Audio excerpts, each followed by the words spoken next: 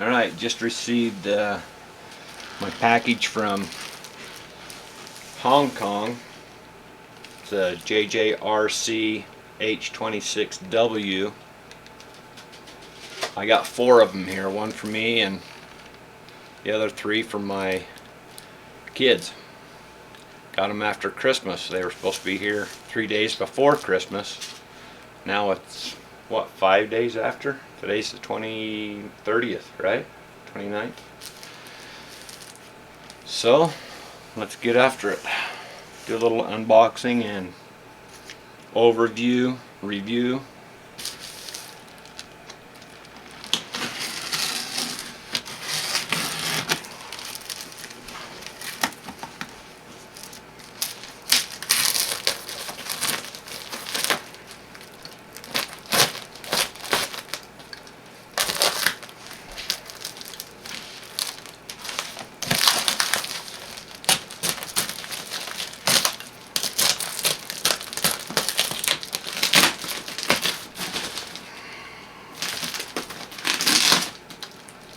Pretty good packing.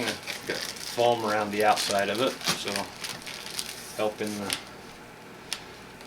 shipping. I'm in the roughly in the Midwest. Let's go with that.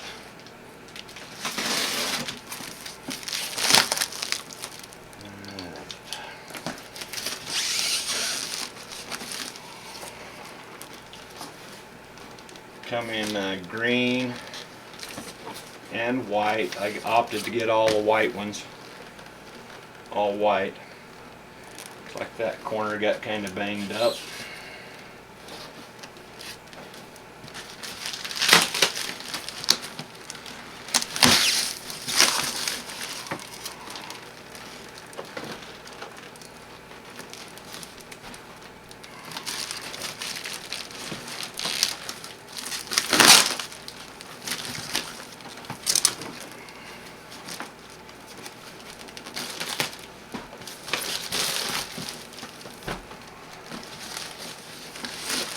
And both them corners got banged up pretty good.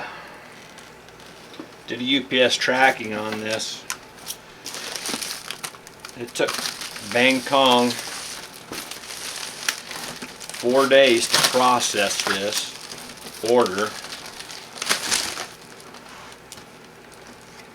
Then they shipped it to one of their warehouses, shipped it to get on an airplane. Tracking said it was in transit. Next day I get on the UPS tracking and it's back in their warehouse and it sit there for 4 days. So it went to the airport, come back and sit in the warehouse for 4 days according to the tracking. So anyway, I'm going to open up this worst one first. See how much damage there is, if any. Hopefully not.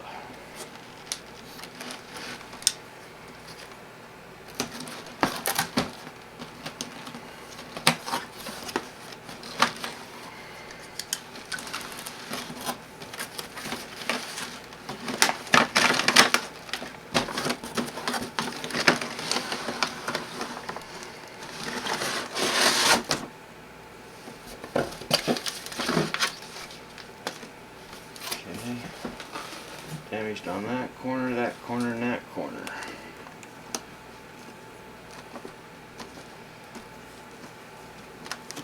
Okay, looks okay so far. Good. Instructions. Manual in English. And whatever the hell that is.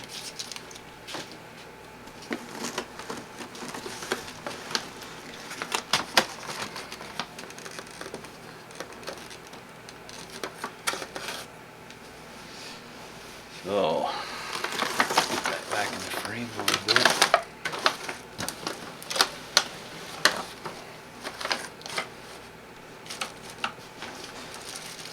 Got the landing gear and the prop guards.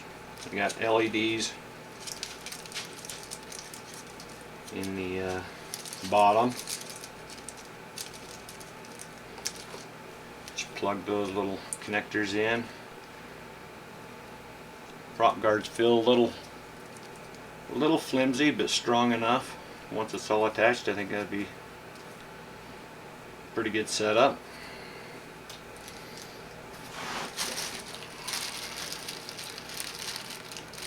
Got the drive gears and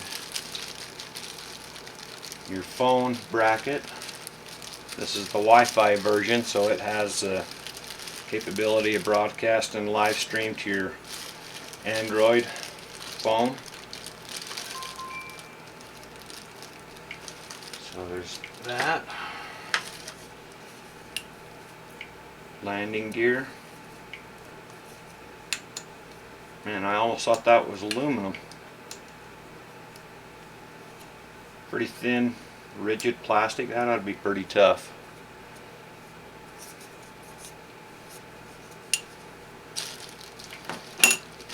Screwdriver and a USB charger. And your screws to mount your gimbal camera, your props in there. There's another package for the landing gear.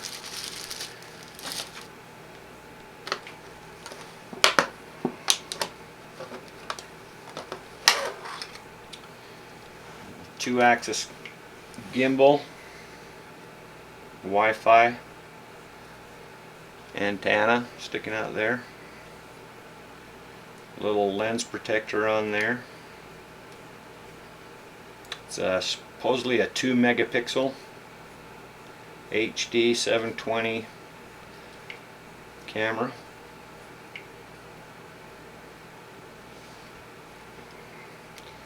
Okay.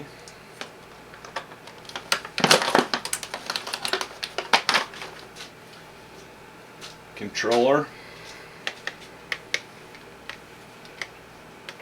power level, left, right, cell phone bracket, forward switch, back switch, both sides. These switches here for the gimbal, for your camera, up and down, left and right.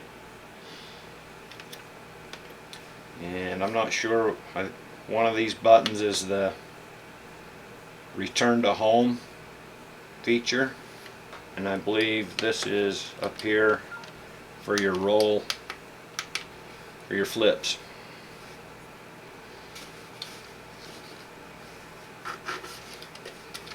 Battery compartment back here, no screw in it. Pretty tight.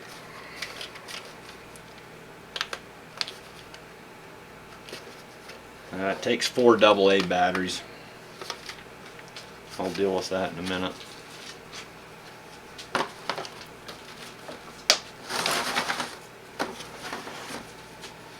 Now for the main body. Figure out how this comes off.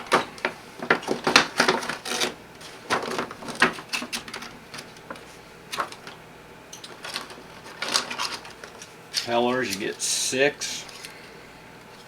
I don't know why they didn't give you another complete set, but you have 2 extras.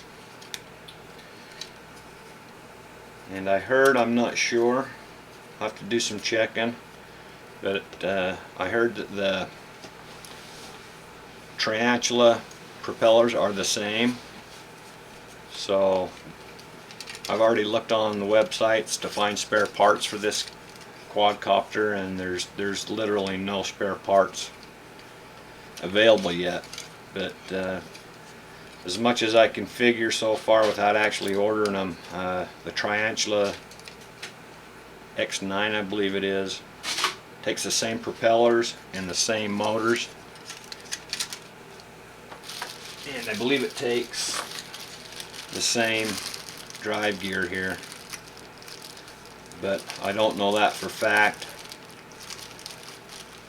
So I think they're cheap enough. I'll probably order, and the battery too as well. I think they're cheap enough that I'll order them and do a comparison and see if they'll fit. I'm just feeling these blades, they kind of ripply.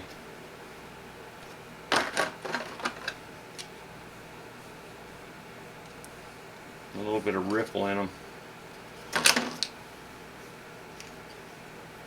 And I'm going to check these and balance them all before I install them. Maybe I'll do a separate video on that. Okay. Wow, this body feels a lot lighter than it looks. Kind of massive. Wow, that's way lighter than it looks. Battery compartment on top. Can get it out. Yeah, there's a little screw down in there. I seen the hole there, but I didn't think the screw was in there. But if I look a little closer, and there is a screw, so I'll get that out. Way lighter than I thought. Looks like it's got some bushings in there. They look like copper. They don't quite look like brass. They've got a little coppery color to them. Motors, you can look down in there. I don't know if you can see it on this camera, but down inside here they've got a little heat sink on these motors. They're a brushed motor, so they're going to get hot. That's going to help out. Definitely not going to hurt.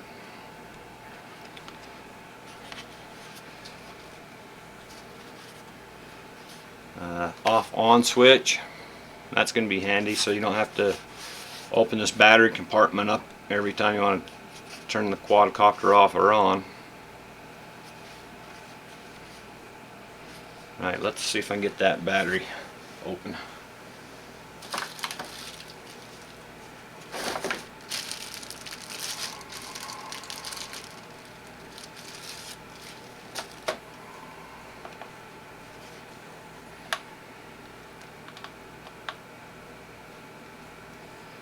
Kind of a nice screwdriver. It's got a swivel end on the back.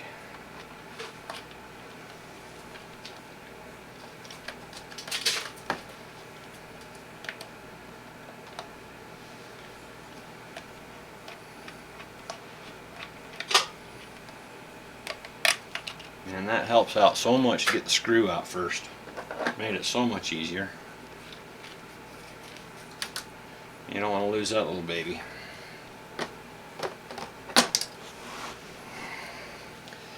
So here's the connectors. Pull that battery out of there. Pretty snug fit.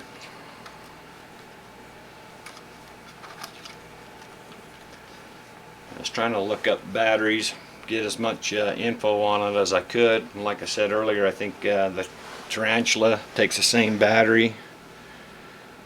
It's 7.4 volt, 1200 milliamp. And this one doesn't say, oh yeah, 2S. Or is that a 25? But I think the Tarantula is a 30C, I think it is.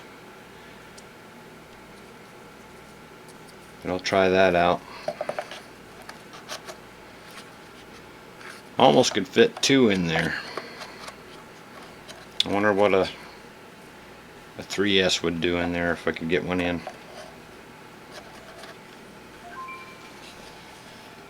All these are open vents, so kind of help with the cooling.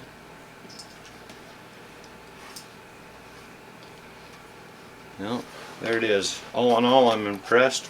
That's way lighter than I thought it would be. Another thing that came out the day after I ordered these, news started hitting the web about the FAA having to register your drones or anything that is remotely flown from a ground station, such as your transmitter. Anything over 250 grams. You now have to register, and you'll have to get on the FAA site to do that. There's a $5 registration fee. They'll send you a number that has to be on the quadcopter. You don't have to register every quadcopter that you own. You're the one that needs the registration for all of your quadcopters, so you'll be assigned one number for all of your quadcopters. The way I understand it, you have to get on the website and make sure all of that stuff's correct. Alright, I'll put this together and get back with you then. Thank you.